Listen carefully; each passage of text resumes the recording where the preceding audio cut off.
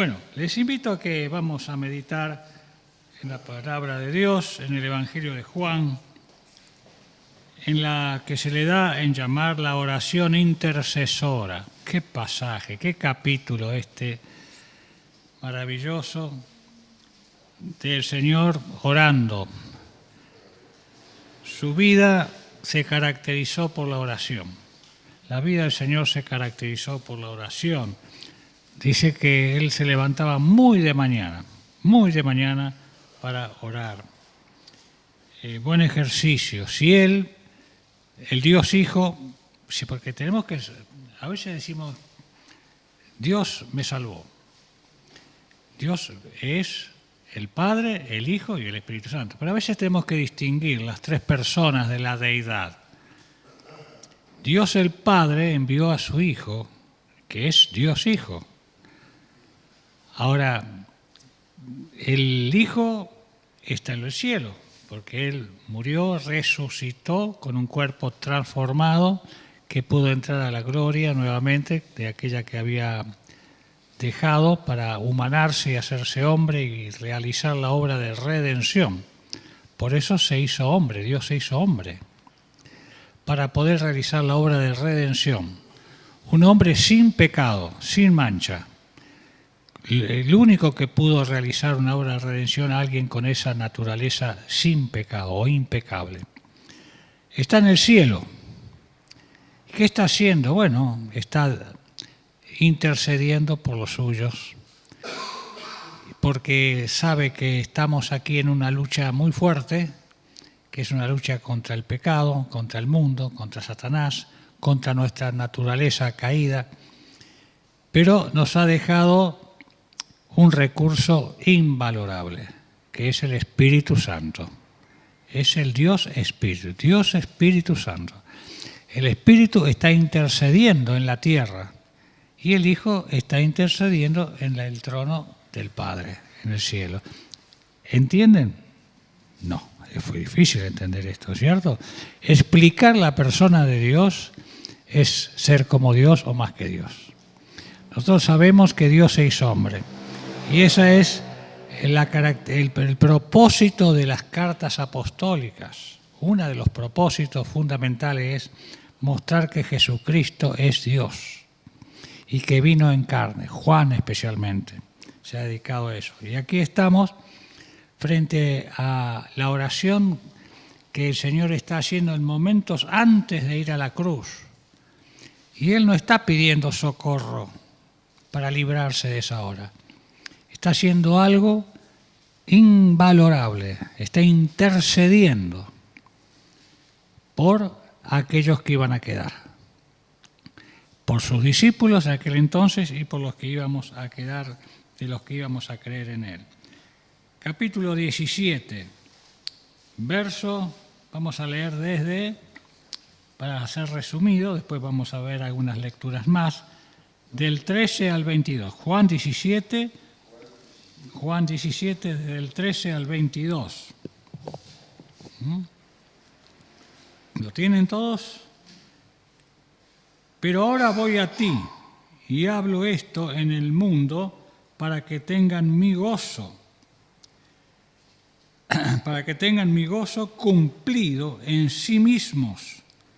Yo les he dado tu palabra y el mundo los aborreció, porque no son del mundo, como tampoco yo soy del mundo. No ruego que los quites del mundo, sino que los guardes del mal. No son del mundo, como tampoco yo soy del mundo. Santifícalos en tu verdad. Tu palabra es verdad. Cuando tú me enviaste al mundo, así como tú me enviaste al mundo, así yo los he enviado al mundo. Y por ellos yo me santifico a mí mismo, para que también ellos sean santificados en la verdad. Mas no ruego solamente por estos, o sea, los discípulos que estaban con él, sino también por los que han de creer en mí por la palabra de ellos, para que todos sean uno, como tú, oh Padre, en mí y yo en ti, que también ellos sean uno en nosotros, para que el mundo crea que tú me enviaste. La gloria que me diste, yo les he dado, para que sean uno, así como nosotros somos uno. ¡Qué maravilla! Yo les invito a que lean todo el capítulo, pero meditándolo. ¿Se acuerdan? Una vez habíamos dicho cuál es la mejor forma de conocer la Biblia. ¿Se acuerdan los 5 pasos? El dedo meñique era oír la palabra de Dios. El dedo anular, leer la palabra de Dios. El dedo mayor, estudiar la palabra de Dios. El índice, memorizar la palabra de Dios. Y hay uno, obedecer, pero meditar. Meditar, que es obedecer también, por supuesto. Meditar. Meditar la palabra de Dios. Meditar. Por eso Spurgeon decía, es preferible leer un capítulo durante un mes seguido que leer durante un mes seguido pasajes al azar de la Biblia. Vieron que uno dice, bueno, voy a leer más. A ver qué leo. Acá está. Pum, leo al azar. Ya cumplí con eso. Ya cumplí con la lectura bíblica. No se lee así la Biblia. Se lee meditando. Y para meditar hay que oír, leer, estudiar, pensarla, memorizar los pasajes. Bueno, el Señor Jesús está hablando con su Padre Celestial. Aquel por el cual Él había venido a esta tierra para cumplir con sus propósitos. Ahora, fíjense, hermanos, que este capítulo constituye la oración del Señor a su Padre. Él les enseñó a sus discípulos ya también cómo tenían que orar. Los discípulos le habían pedido al Señor, Señor, enséñanos a orar, como Juan les enseñó a los suyos. Entonces el Señor le dio una base que modelo las características de la oración. Y allí están en las bienaventuranzas, Mateo 5. También en Lucas, vuelve a reiterar esas enseñanzas. Y bueno, acá hay un propósito maravilloso en el Señor Jesucristo, en sus peticiones. Primero, si ustedes lo leen con atención al principio, el Señor está orando por sí. ¿Para qué por sí? Para que el Padre, Dios, glorifique al Hijo.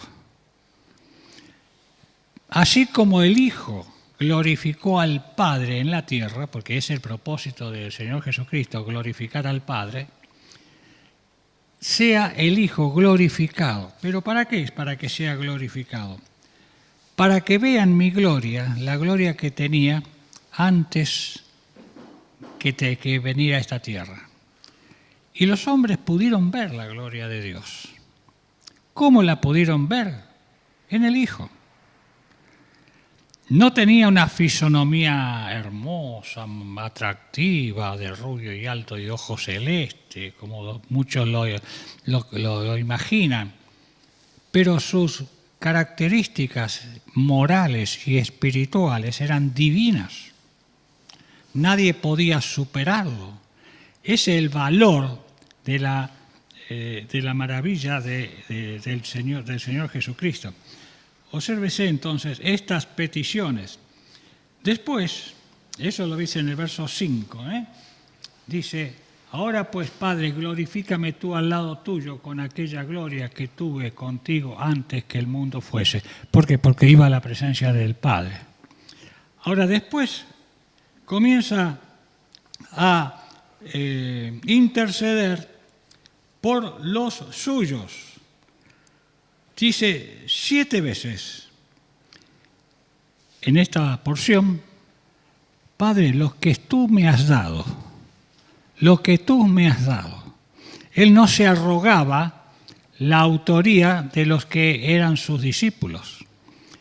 Era fruto de la obra del Padre no suya.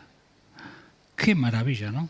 Qué maravilla. Que Él mismo, el Dios Hijo, no se arrogaba ese poder, sino porque el Padre le había otorgado a las personas la vista espiritual para que reconocieran en el Dios Hijo el enviado del Padre.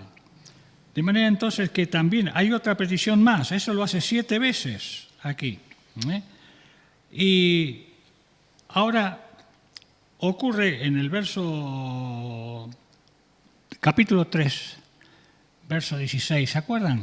Capítulo 3, verso 16 de Juan. De tal manera amó Dios al mundo. Ese fue el regalo que Dios le dio al mundo. ¿Quién fue el regalo que Dios le dio al mundo? Jesucristo. Jesucristo. Dios le dio a Jesucristo, le regaló a Jesucristo. Ahora, si ustedes leen con cuidado este capítulo, van a ver que Jesucristo recibe un regalo. ¿Saben cuál regalo recibe? Los que me has dado. Nosotros somos el regalo de Dios para Cristo. Somos el regalo de Dios para Cristo. Por eso tanto nos ama Cristo. Nos ama como sus hermanos. Él nos llama hermanos. Así que somos el regalo que Dios le dio a su Hijo. ¡Qué maravilla! Léanlo con meditación, léanlo cuidadosamente y deténganse en los pasajes que habla de estas características, de estas cosas. Así que el regalo de amor que el Padre le ha dado a Jesucristo es Cristo encomendando así también ahora a los suyos, a aquellos que el Padre le había dado, Cristo se lo encomienda nuevamente al Padre. Ahora no le dice, Señor, quítalos del mundo para que no le pase nada. No, sino que los guardes mientras estén en el mundo. Está orando, está intercediendo por cada uno de los suyos. Aquellos que estaban con él, sus discípulos de aquel entonces, y dijo, no solamente por estos, sino también por aquellos que iban a creer por medio de ellos. Ahora, ¿saben cómo iban a creer el mundo de Cristo? A ver si encuentro el pasaje. Estoy buscando en medio de memoria. Lo leí varias veces, pero tengo miedo de demorarme porque el pasaje es lindo, es tan grande. Dice el verso 22. La gloria que me diste yo les he dado para que sean uno, así como nosotros somos uno. Queridos, la gloria que recibe el Hijo la comparte con nosotros. Por eso cuando decimos que cuando estemos en la presencia del Padre, en los cielos, los seres angelicales y los seres celestiales vean a Cristo y su gloria, nosotros vamos a estar reunidos en medio de esa gloria de Cristo. Van a ver una sola cosa, como el esposo y la esposa. En un casamiento, todos miran a la esposa, ¿vieron? La atracción es la esposa, por el vestido, la toca, todo las flores. Pero acá es el esposo. Pero ambos reciben la gloria y ambos reciben el mismo beneficio. Ahora, estoy buscando otro pasaje que me encantó. Lo estoy haciendo un poquitito de memoria, porque no lo preparé demasiado como para poder exponerlo. Quiero más que nada meditar en estas cosas. Se me pasó. A ver. Bueno, lo que yo quisiera centralizar el pensamiento en esta noche es en cuanto a la santidad. El Señor obró en nosotros una obra de santidad. Ustedes saben que para poder entrar a la presencia de Dios, solamente lo podemos hacer si hemos recibido la obra de santificación. Nadie puede entrar a la presencia de Dios si no ha sido santificado. ¿Qué es un santo? A ver, para ustedes, ¿qué es un santo? ¿Alguien? Que ha sido apartado para Dios. Muy bien. En el Antiguo Testamento los sacerdotes eran santificados, se apartaban para los levitas. Las cosas, las personas que se entregaban a un servicio sagrado se les llamaban santos. Ese concepto sigue, no ha variado. Y el propósito de Dios es que nosotros seamos santos. Y es evidente que nosotros tenemos una santificación legalizada por la obra de Cristo.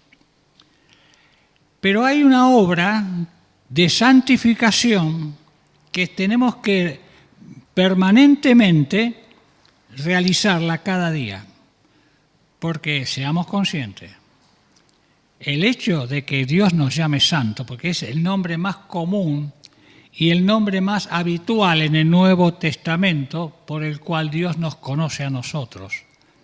Ustedes vean en la concordancia bíblica, atrás de las Biblias, y van a ver las veces que la palabra de Dios nos llama santos en Cristo.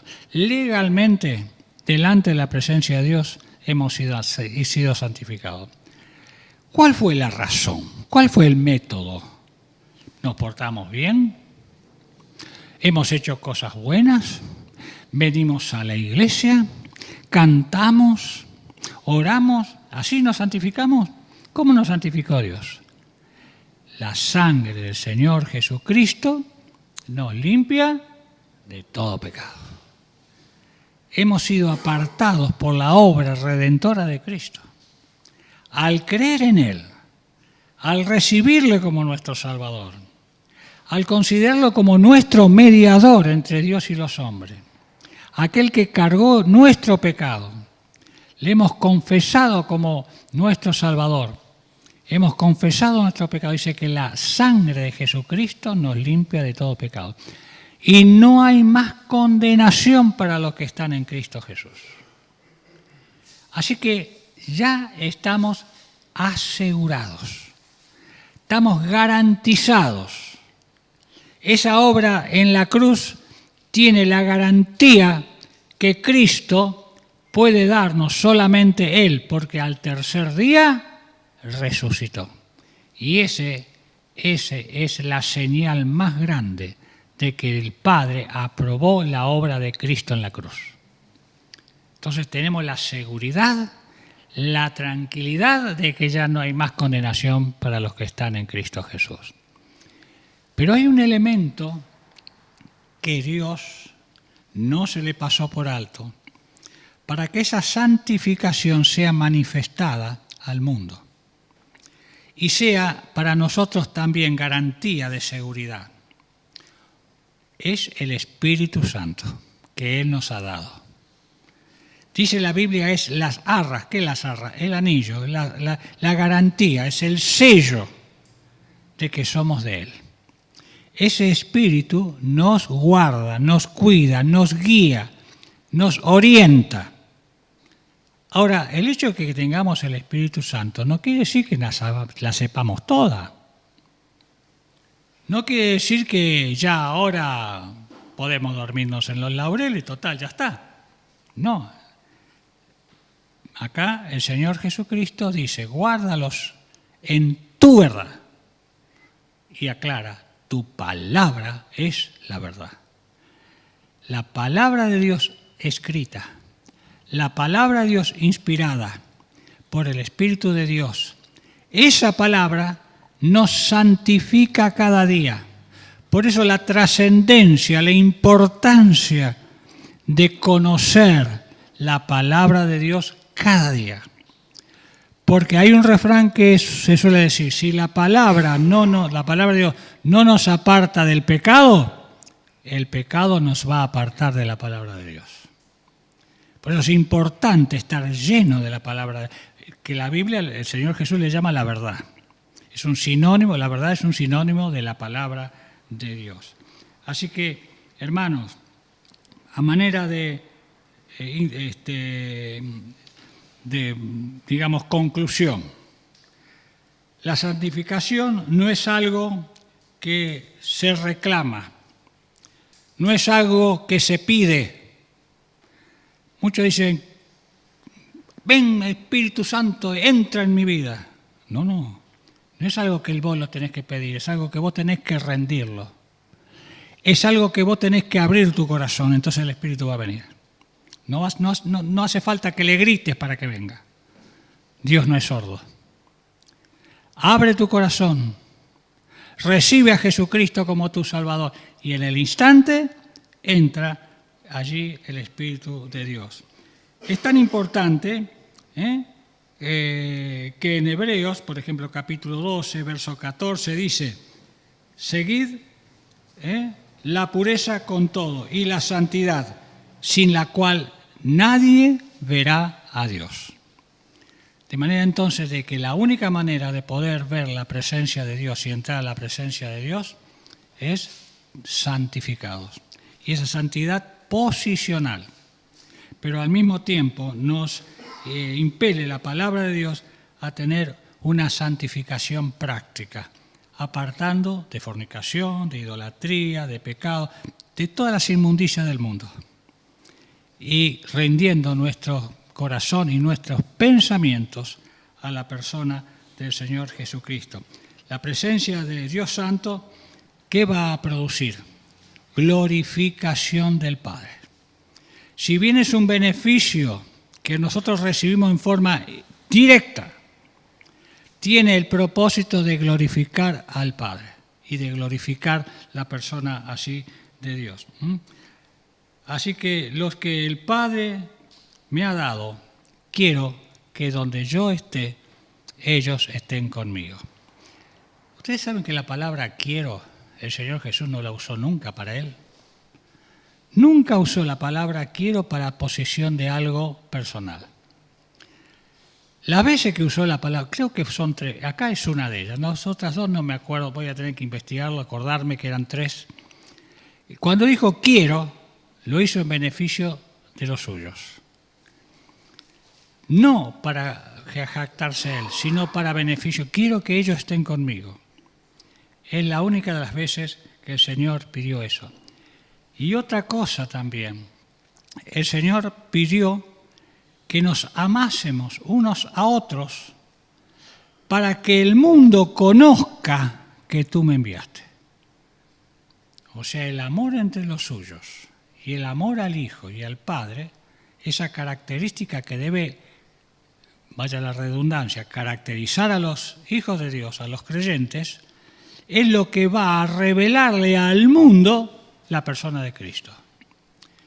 Y yo creo que si el mundo está como está, es porque quizás los creyentes somos como somos. El día que reflejemos a Cristo individualmente, como iglesia, el mundo tiene que ver, para que el mundo crea. El Señor estaba orando por el mundo, o sea, por los que estaban en el mundo, no por el sistema mundo. El Señor estaba orando por los que no eran de Él todavía. Quiero que estos, por la palabra de estos, puedan conocer que tú me enviaste. Léanlo con detención, léanlo meditando y van a encontrar estas verdades de las cuales nosotros somos llamados a imitar y a seguir para que Cristo sea glorificado y el Padre así también pueda ser ensalzado. Dios les bendiga, queridos hermanos, y que realmente esto no sean solamente palabras, sean momentos que nos sirvan y nos lleven a considerar el propósito que Dios tiene para cada uno de nosotros. Que nosotros glorifiquemos el nombre de Dios y a través de esa actitud vamos a alcanzar almas para Cristo y así el propósito de Cristo de orar por el mundo, aún por aquellos que no le conocen, también pueda ser, Señor, el Señor exaltado y nosotros podamos recibir aquellas palabras de aprobación. En lo poco has sido fiel, sobre mucho te pondré. Bueno, oramos. Señor, te damos gracias por esta hora que nos has permitido apartarla para ti y así también, Señor, considerar tu bendita y gloriosa palabra. Ahora, Señor, vamos a entrar en tu presencia para exponer todo aquello que has puesto en el corazón de los tuyos en este grupo de oración. Que todo lo que se ha pedido, todo lo que se ha puesto en la lista pueda ser considerado por ti y tú respondas conforme a tu voluntad, como tú lo has dicho. Señor, clama a mí y yo te responderé.